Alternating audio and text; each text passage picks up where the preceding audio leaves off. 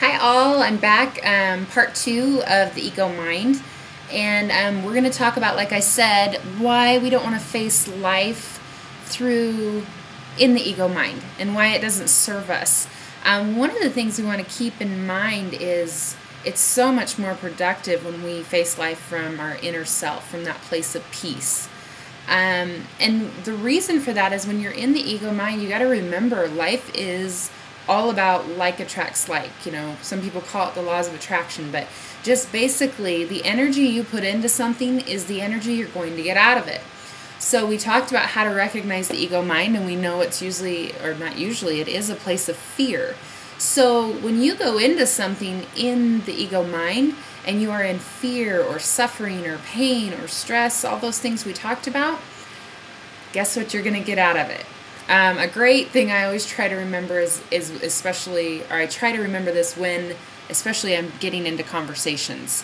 If you're going into a conversation in an ego mind place, in a place of everything's broken and this needs to be fixed and I need to control you or I'm upset, if you're going into that conversation that way, guess what you're going to get out of it?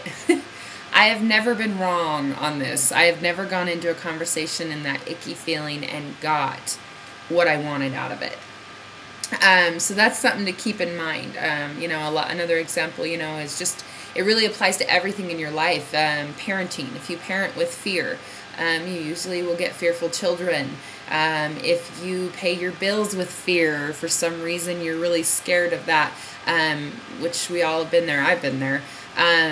You usually will get more to fear. You'll have more bills or more money problems, more things to be scared of. So just kind of that theory there. Again, keep in mind, when we're talking about the ego mind, another reason is it's so counterproductive and it just doesn't work is your options aren't what you think they are. This was a big aha for me when I finally realized this. Life-changing, absolutely. Is when you're in ego mind and you're in that place of fear and distress and everything's broken, you feel really trapped. And if you're trying to solve something from there and you're looking at the two options you have, most of the time it's an A and a B, right? You're looking at A and B and neither one of them feel good. Nothing feels good, in fact. And the really key thing to remember is when you're in that state of mind and in that place, A and B are not your options. I'll say that again. A and B are not your options. They're not real. The reality you think you're looking at when you are in ego mind is not real. Now that was, like I said, life-changing for me. Because the key is you got to remember, you're in a lens. You've got this lens over you where you see everything as just distraught and painful and fearful and scary, or maybe you're just in a little bit of ego mind and everything just looks stressful. So you're trying to solve something and A looks really stressful and B looks pretty stressful. Those aren't really your options. The key to remember is when you come out of that state of mind and you go into a little, even just an inch of peace, or you move into something happier, A and B, either A and B are going to look better, or the coolest thing is there's going to be an option C that you couldn't see when you were in that other state of mind. And that's usually what happens, is either option C will come up, or, this is what I love too, and I've had this happen a million times, when I've come out of there and started to look towards hope and look towards a happier place and try to get into a different mindset, option B was what I wanted the whole time. I just could not see it. I was just completely deluded that it was what I needed and that it was a gift. And when I'm in that place of pain and stress, or that ego mind, I couldn't see it. You can't see it. The lens you have on is blocking anything from that view. That's super key concept right there, guys. If you can get that, wow, that's huge. And I mean, the key to what you're trying to remember here is everything is projection.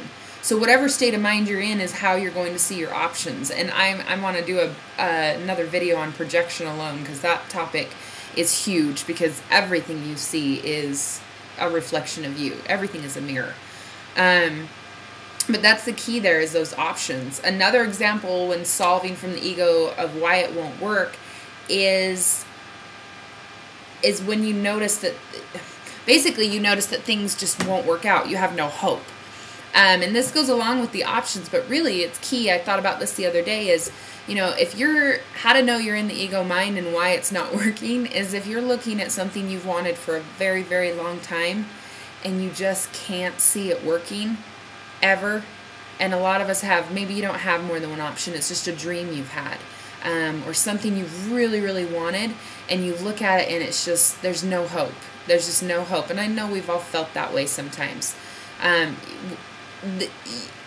You really want to realize that you're in the ego mind, and the reason you can't see any hope is not because of the situation. This is key. It's not the situation. It has nothing to do with the situation. It has to do with the way you're looking at it and your perception at the moment. And the key is your perception can be changed.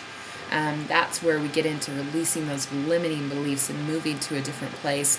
And you can move just by, working on gratitude every day or doing different things to bring yourself into a different place.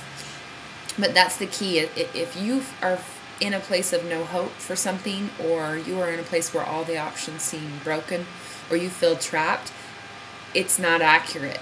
It's not an accurate view. And a lot of people, this is really why I wanted to talk about this whole piece, is a lot of people believe it. And I mean, I do. When I'm in that state of mind, I believe it. It's so real, and there's nothing the ego wants more than to be validated.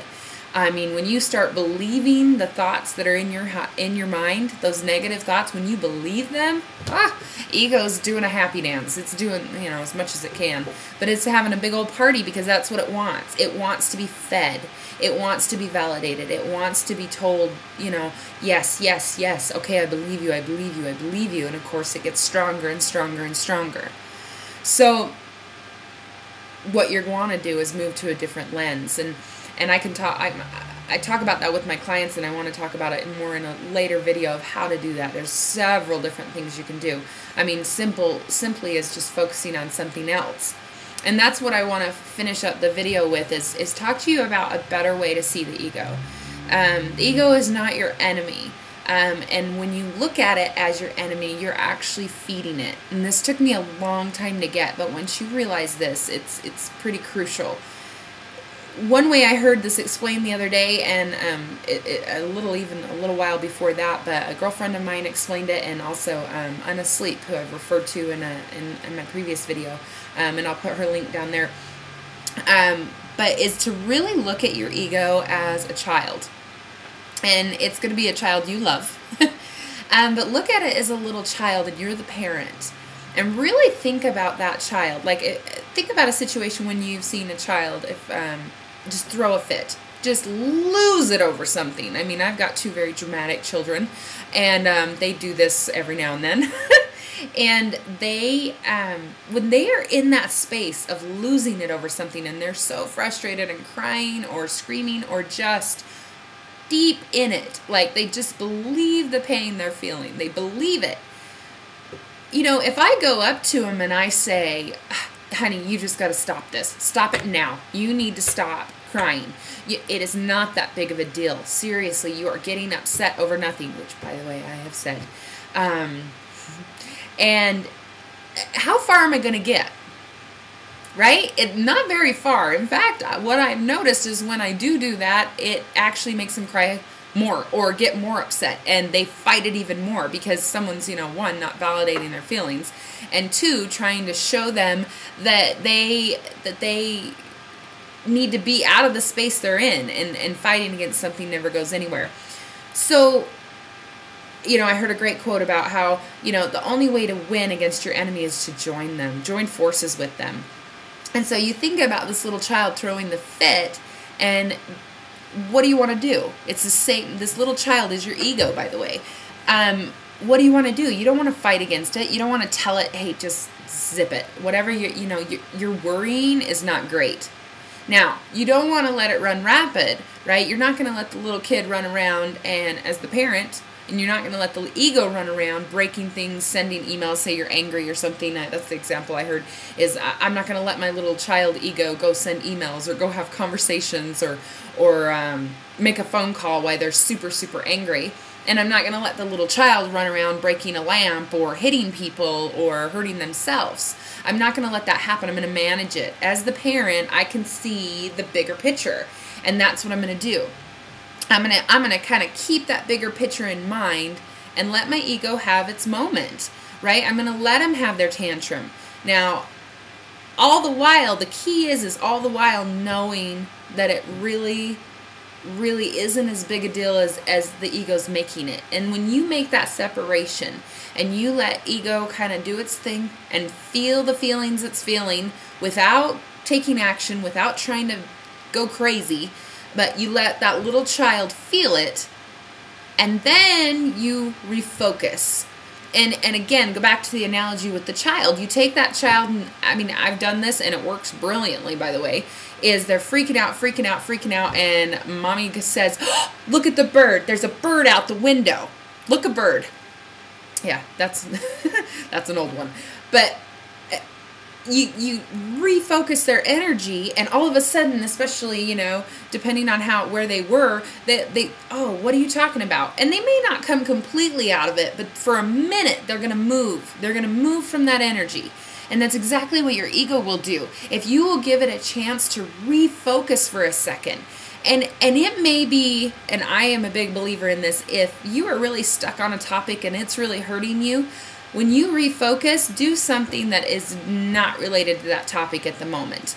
You want to move quite far away, because sometimes you can't refocus on that topic. So I can't, like, it's the same thing as the child. If I'm trying to explain to him, you know, what you're upset about, you know, let me explain it to you a little bit more, and I kind of stay in that topic, they still will feel the pain. They can't get past it because it's too specific, right? It's too identifiable. So you're going to want to go to a bird, right? If I'm upset about, you know, maybe a work problem or something I'm having conflict over, I'm not going to stay in that work problem and really start to think about it and try to move on it and refocus.